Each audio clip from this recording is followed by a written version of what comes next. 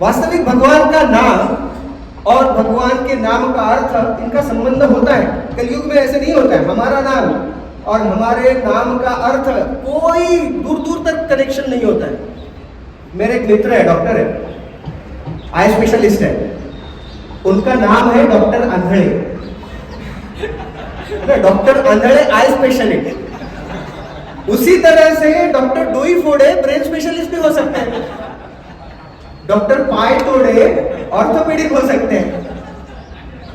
सोचो, हम रास्ते से जा रहे हैं, कोई लड़का आता है और भीख मांगता है और कहता है कि साहब कुछ दे दो। हाँ, दे तो दूंगा, तुम्हारा नाम क्या है? अमीर चंद, है ना। कोई एक आधी लड़की जो तिरछी आंखों वाली होगी, काली आंखों वाली, उसका नाम रगड़े नहीं हो सकता है।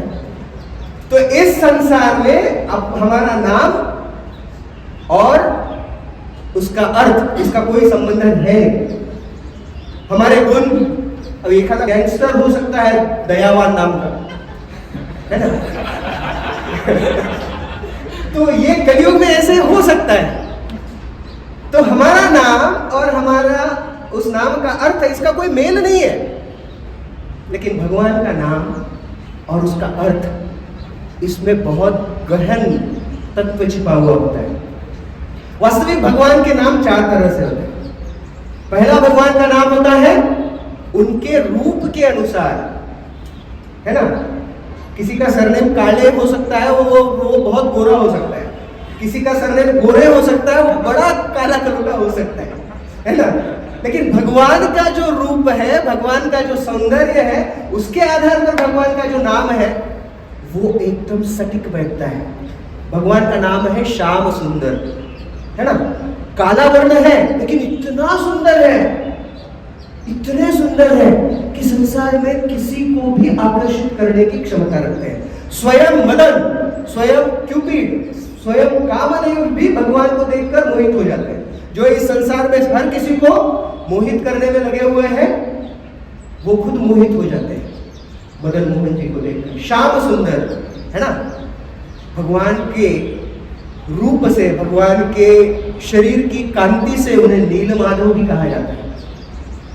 फिर भगवान के नाम होते हैं उनके गुणों के आधार पर, है ना। हम और हमारा नाम और हमारे गुण कभी मेल नहीं खाते। लेकिन भगवान का नाम और भगवान के गुण, भगवान का एक नाम है दीनबंधु, है ना। सारी दुनिया के लिए आशा की किरण है, क्योंकि भगवान दीनबंधु है और हमसे बड़े दीन कौन हो सकते हैं, है ना। तो हमारी रक्षा करने की क्षमता भगवान में है, वो दीनबंधु है। और जैसा वर्णन आज के श्लोक में आता है, भगवान का एक नाम उनके गुण के आधार पर है और वह है भक्त वत्सल। समस्त भक्तों से प्रेम करने वाले, भक्तों के साथ इस प्रकार का संबंध रखने वाले कि चाहे कुछ भी हो जाए, भक्तों के लिए अपना सर्वस्व प्रदान करने के लिए तैयार होने वाले भगवान श्री कृष्ण भक्त वत्सल है। भगवान का एक नाम है नारायण। पता है भगवान को नारायण क्यों कहते हैं? नारद मुनि बजाय वीणा राधिका रमण नामे। नारद मुनि निरंतर वीणा बजाते बजाते राधिका रमण के नाम का गुणगान करते हैं, निरंतर कहते रहते हैं नारायण नारायण। ये नारायण शब्द का अर्थ क्या है? नारायण क्यों है भगवान? चैतन्य चरितामृत में वर्णन आता है, नार शब्द कहे सर्व जीवेर निचय, आयण शब्द ते कहे ताहर आश्रय। नारायण शब्द दो शब्दों से बना हुआ है, नार और अयन।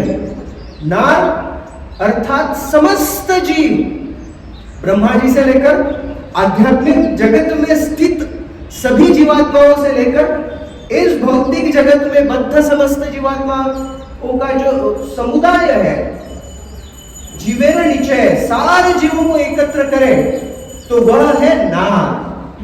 और फिर अयन अर्थात अयन शब्द ते कहे ताहर आश्रय। इन समस्त नार अर्थात समस्त जीवात्माओं के जो आश्रय है वो नार अयन नारायण है। तो भगवान का नाम उनके रूप से, उनके गुणों से, फिर होता है उनके जो लीलाएं हैं उन लीलाओं के माध्यम से। जैसे भगवान का नाम है माखन चोर। वृंदावन में हर घर में जाकर माखन चुराते हैं। एक बार यशोदा मैया कृष्ण को कहते हैं कि तुम माखन क्यों चुराते हो, घर पे मिलता नहीं है क्या, इतना तो बना के रखती हो। पद्मगंधा गाय है, उन गायों का दूध निकालकर उनके द्वारा इतने स्वादिष्ट व्यंजन, मक्खन, दही सब कुछ बनता है, फिर भी जाके चोरी करते हो। कृष्ण कहते मैया अपने पैरों पे खड़ा भी होना चाहिए ना, खुद कमा के खाना चाहिए। तो ये कृष्ण अपनी सुंदर लीलाओं से भी नाम धारण कर लेते हैं। तो माखन चुराने वाले माखन चोर, फिर रण छोड़कर भाग जाने वाले रण छोड़।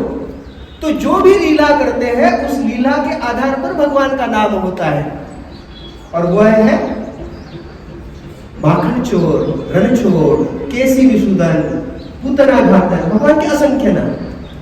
और फिर भगवान के नाम होते हैं उनके भक्तों के साथ उनका जो संबंध है उसके आधार पर।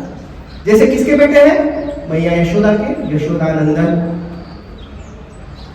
किसके लाल है, नंद बाबा के, नंदलाल, राधा कांत।